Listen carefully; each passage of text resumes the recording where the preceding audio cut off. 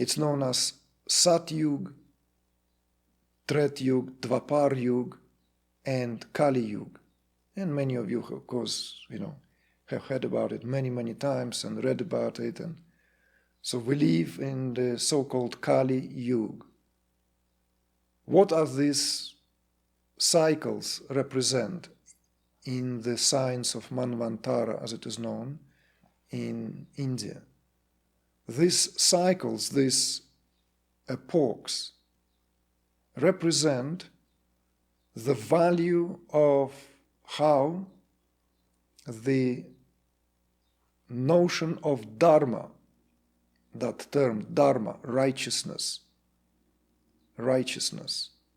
Dharma, universal law.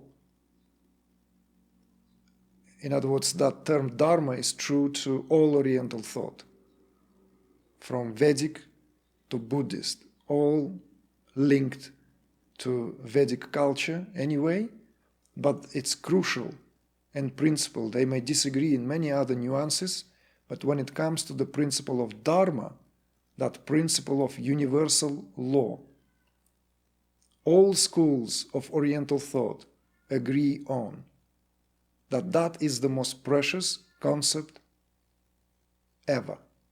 Therefore, in India, it is simply referred to as Sanatana Dharma, right? That eternal law. Eternal law. In other words, it's not, you may see it as translated as religion, code of conduct, duty, right? Because that's also how Dharma can be translated. But that Sanatana Dharma, it's that eternal religion, which is beyond the concept of what we ascribe to the term religion, unless we speak of religion in its original context, in its original connotation, as that which constantly here to reunite. So that concept of Dharma, that notion of Dharma, is said to stand on all four in Golden Age. In other words, Dharma is firmly established, unshakable in the Golden Age. In the age of Satyuga, therefore it carries that Sat Yuga. Sat stands here as that truth. The truth is not violated. Universal truth lived at all levels of existence in the so-called Satyuga. And it is because the Dharma is on all four.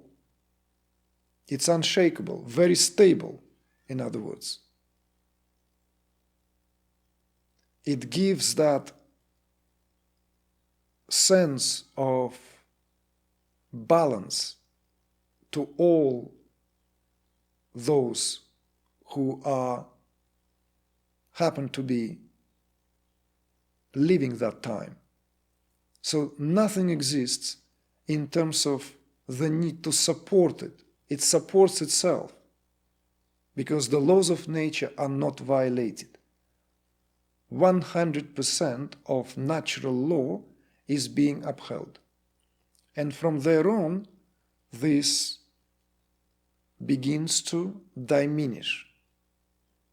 Somehow, that universal order cannot remain intact because fluctuating qualities, fluctuating principles begin to tear it apart somehow, simply because it cannot remain for what it is, and we will go back to that. So this Satyuga, which lasts however thousands of years, there are precise numbers are given that are vast and astronomically bewildering. But the point is being made. In Golden Age, in Satyuga, there is no need for any spiritual work. In Satyuga, there is no need to restore balance. Balance already exists. One lives in balance. One is being born into balance, sustained by balance, and in the state of balance, one being reabsorbed. They say that In Satyuga, the energies or the qualities that represent light and the qualities that represent darkness inhibit different realms. The so-called devas and asuras, speaking in this Vedic terminology, inhibit different worlds. Devas live in Devaloka and asuras live in Asura Loka. So you see, the order is so perfect and precise that even the forces of light and forces of darkness, this, if we are to speak more that kind of, let's say, westernized language here, the good and evil are separated so as to not cause any trouble. And then it gives into Treta Yuga or Treta Yuga. Treta Yuga is when one of the supporting legs of Dharma is removed. Why? Because that what prior to that was 100% of universal law, of natural law, is now lost to 24%. So now only 75% of natural law remains. Law here means that universal order, where no part violates the whole, no the whole violating the part. Everything remains in equilibrium, in a state of utter and complete synchronicity and coherence.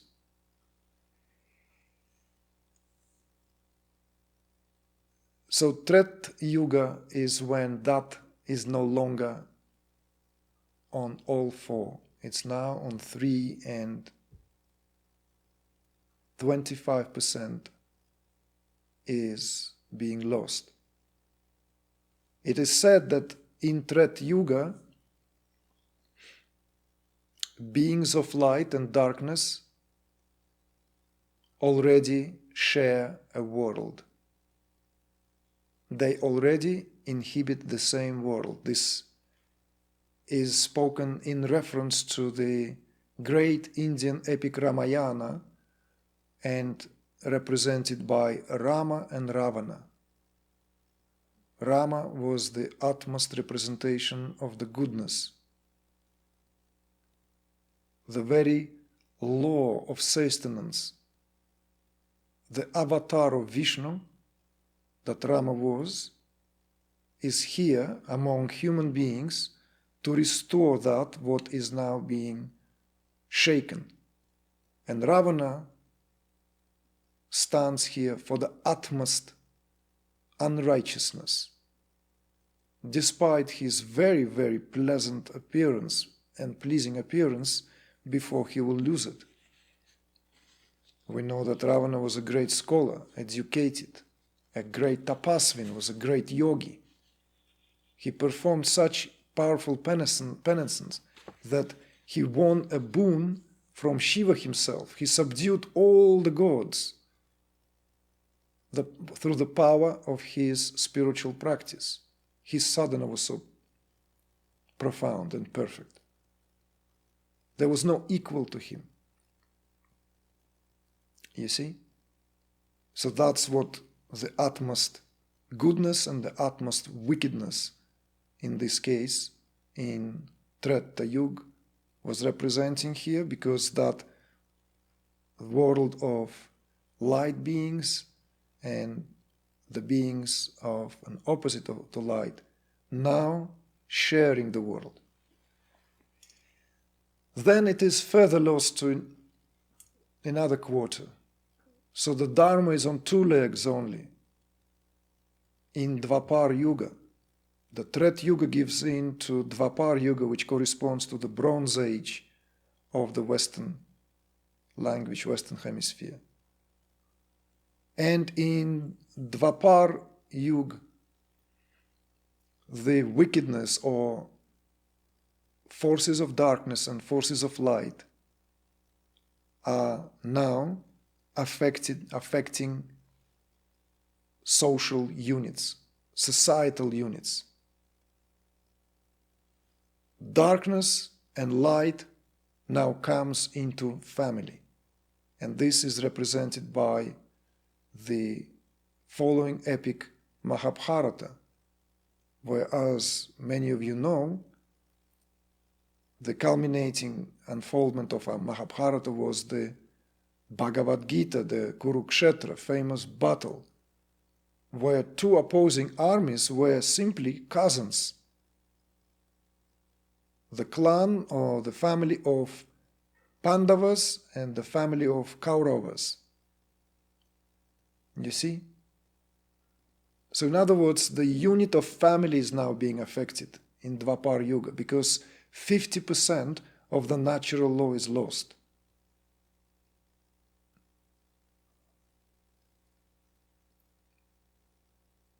Righteousness and Dharma is being upheld only to its half. And this is known as Dvapara Yuga. What can we say about our age then? The current age of Kaliyuga, when only 25% of the natural law is remained, and the 3/4 are missing, and Dharma is acting its balance on one leg, as they say. So this so Hindic or so Hindu-like perspective was greatly shared, by the way, by many educationalists and spiritually oriented beings as far back as 19th century and the beginning of the 20th century. Not just the circle of transcendentalists and the Madame Blavatsky's kind of circle, but people like Uspensky and Gurdjieff shared that perspective of the 4 ages, which one can find many allusions in Western culture in terms of how that term, what Dharma represents, suffers in the diminishing quality of truth. Simple understanding that this explains why we live in time of such unrighteousness, of such inequality. Inequality in every area of life. There's no area, I remind, there is no area of human activity or human interactions on social or individual level that is not fractured by this fact that Kali Yuga represents because of the diminishing quality of truth. The truth is being violated to such degree that untruth pretends to be like truth. And it's the time, they say, when the powers of light and powers of darkness take the place of each and every individual. So in Kali Yuga, the division between light and darkness, the division between good and evil, the line or the, if you will, the polarity that separates these energies are nowhere out but only within, because that's the culminating phases where it comes squarely here. And every human being has to grapple with this set of circumstances so as to rise above it all, mainly to be able to rise to its rightful status. because these energies are no longer just like energies outside of us that tempt us on a bad day, but it's the very, very affair of the day, because that's what Kaliyuga represents. Light and darkness no longer real in another realm, nor it is in another country, nor it is in another family. It is in each and every one of us. And that realization is a very important one, because this realization stops all these speculations and frees tremendous amount of energy for real spiritual work, for real unfoldment. Because if we think that a mere contemplation or thinking that one is divine and there's nothing other than awareness will set one free, we forget that the psychophysiological setup that we have to deal with is subjected here to these very conditions that Kaliyuga is known for.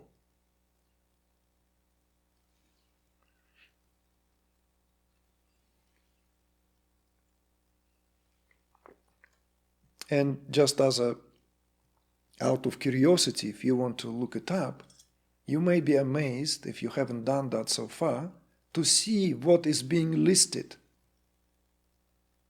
in the long list of how things go wrong in Kaliyuga. And it's like almost reading an analysis of our current state of affairs as human beings.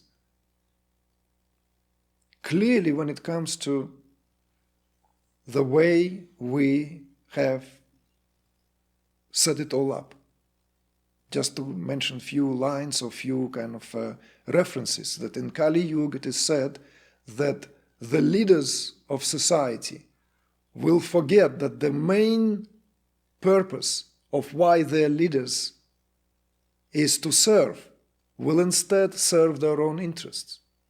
I mean, it's like, hello, or something like, in the Kali Yuga, the social structure of inequality will reach grotesque proportions in terms of disparity between poor and rich.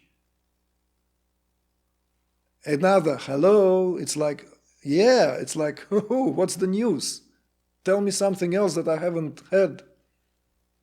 In Kali Yuga, and the list goes on and on and on.